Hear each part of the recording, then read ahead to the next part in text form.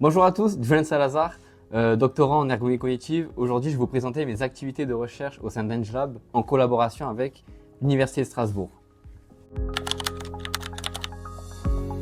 Julian Salazar, doctorant dans le domaine des sciences cognitives, appliquées à l'ergonomie cognitive. Mon sujet de thèse il porte sur la manière dont nous percevons, traitons et utilisons de l'information dans des environnements complexes, tels que ici l'assemblage industriel. Et l'objectif de cela, en fait, c'est pour adapter diverses typologies d'assistance pour des opérateurs.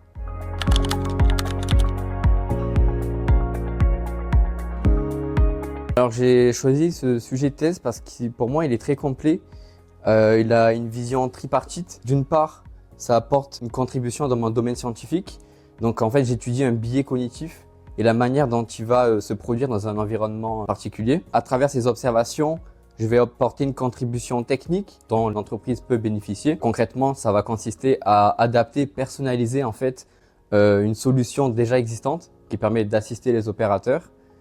Et enfin, ce que j'aime beaucoup sur ce sujet-là, c'est qu'il a une portée humaine et sociétale. Vu que je prends en compte les besoins en fait des opérateurs, ça va pouvoir permettre de proposer des environnements sûrs et inclusifs pour des personnes qui ont des particularités attentionnelles.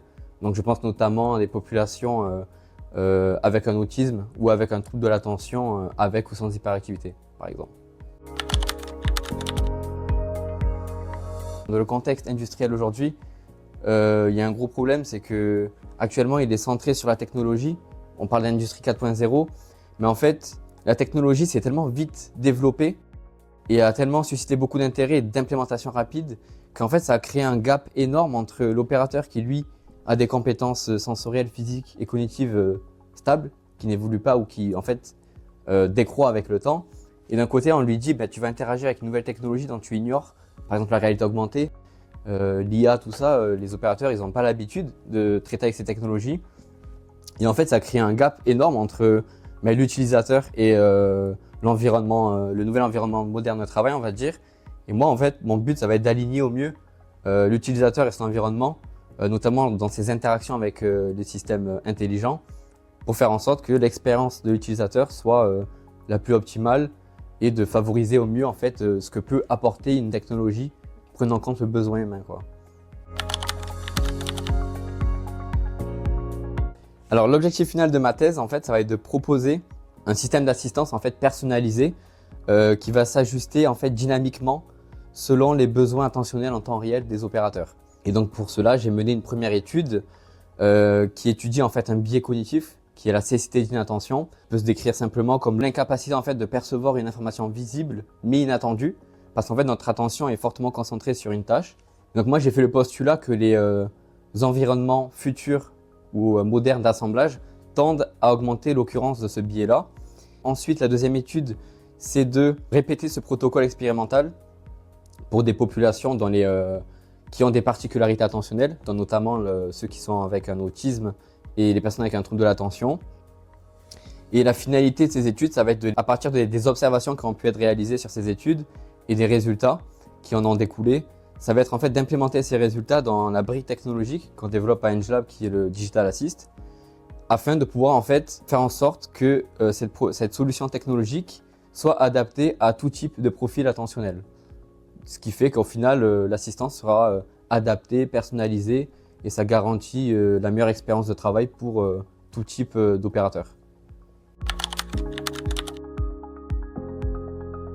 Donc ma première étude, elle a eu des résultats plutôt satisfaisants. Notamment, j'ai pu montrer que la charge cognitive et la charge perceptive, donc pour une petite définition, la charge cognitive en fait c'est la capacité à traiter temporairement de l'information. Et la charge perceptive, ça va plutôt être au stade sensoriel, la difficulté en fait sensorielle d'une scène, à quel point c'est dur de faire la discrimination entre un élément visuel et un autre par exemple. Et en fait, j'ai pu montrer que ces deux facteurs-là influencent la manière dont la cécité d'inattention va venir se produire pendant les tâches d'assemblage manuel. Et concrètement, en fait, ça vient littéralement traduire la fameuse phrase c'est pas parce qu'une information est visible qu'elle est perçue.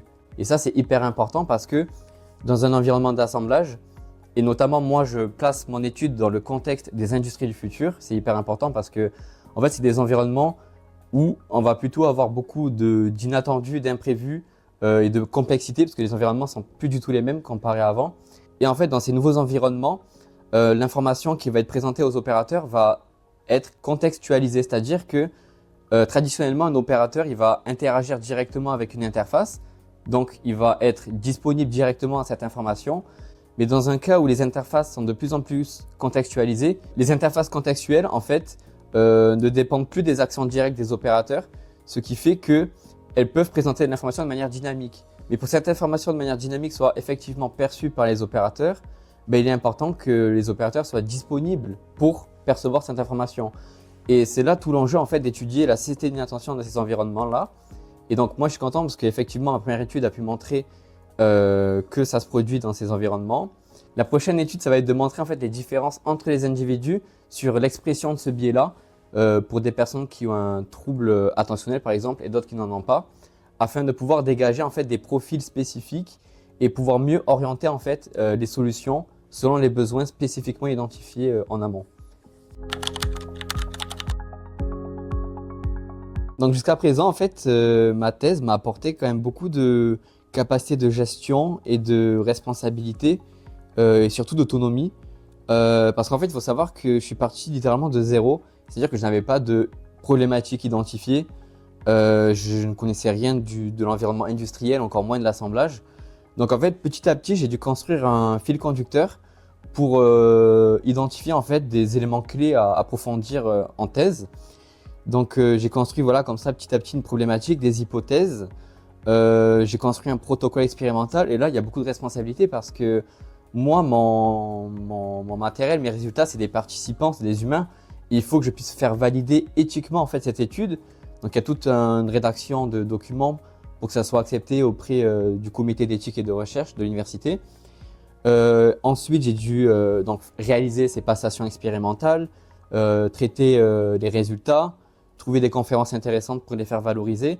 Donc c'est vraiment une histoire qu'on écrit petit à petit. Et ce qui est d'ailleurs gratifiant, c'est de voir évoluer en fait cette histoire de jour en jour. Sur le plan professionnel, cette thèse aussi m'a apporté autre chose qui est en fait le fait des débrouillards parce que en fait j'ai un profil assez particulier ici, que ce soit dans l'entreprise ou au labo, dans le sens où mon expertise, mon domaine d'études, peu de personnes, voire aucune, le partagent. Et ce qui a dû être une certaine épreuve parce que j'ai dû faire beaucoup part de responsabilité et d'autonomie sur trouver les bonnes solutions, les bonnes idées, sans avoir forcément un point de vue externe expert sur la chose. C'était quand même un pari risqué parce que ça pouvait tomber à l'eau, mais après c'est le jeu de la recherche, c'est que on trouve pas forcément tout ce qu'on cherche. Pour le moment, donc je suis à 1 an et demi de thèse, donc je suis assez satisfait de mes résultats, de mon avancée. Donc assez fier aussi d'avoir pu gérer toutes ces difficultés-là. Et enfin, le formatif de ma thèse qui fait que je collabore à la fois donc, à l'université et à une entreprise, ça m'a appris aussi à beaucoup vulgariser en fait, parce que dans le domaine de l'entreprise, on n'est pas forcément sensible au jargon, au p-value, au contexte en fait scientifique de la recherche, ce qui m'a amené en fait des capacités à pouvoir identifier des manières d'exprimer des choses un peu plus compliquées, faire des sacrifices. Je sais que souvent on a tendance à trop en dire et du coup, des fois c'est bien de se rendre compte que c'est ok de rester sur de simples mots tant que ça permet de convenir à l'ensemble des éléments, des parties prenantes du projet, quoi. La prochaine étape là de la thèse, aller à Hawaï, donc destination plutôt alléchante. Mais au-delà de ça, non, plus sérieusement, je suis très content que mes travaux puissent être valorisés à l'international. Ça montre que en fait, mes résultats, mon étude, tout ce que j'ai pu construire suscite beaucoup d'intérêt et c'est gratifiant aussi à échelle personnelle, je pense. Et aussi, vu que c'est ma première étude et que toutes les prochaines en découlent, c'est encourageant pour la suite.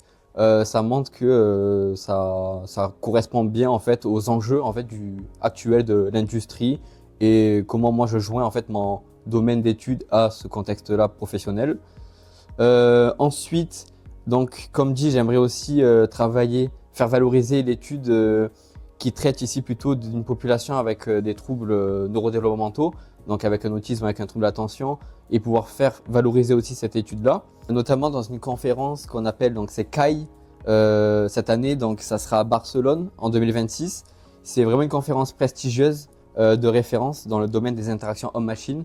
Et c'est un peu mon objectif donc, que j'ai actuellement en termes de prochains travaux à faire valoriser. Et enfin, pour clore, on va dire, toutes ces 3 années de recherche, j'aimerais soumettre une publication plutôt axée dans le domaine industriel, donc plutôt technique. Donc l'idée, ça va être d'intégrer ce que j'ai pu observer avant dans une solution technique et pouvoir montrer les apports concrets sur les opérateurs et de faire valoriser donc, la solution qu'on construit ici à EnchLab dans le bureau d'études. Et enfin, en mot de fin, j'aimerais remercier en fait mes encadrants, que ce soit académiques ou professionnels, et aussi mes collègues de travail, parce que eux contribuent en fait à créer un environnement plutôt sain de travail. C'est hyper important en fait de travailler dans un environnement sain. Ça permet d'être efficace, productif, d'être épanoui dans son travail. Donc voilà, je les remercie pour ça.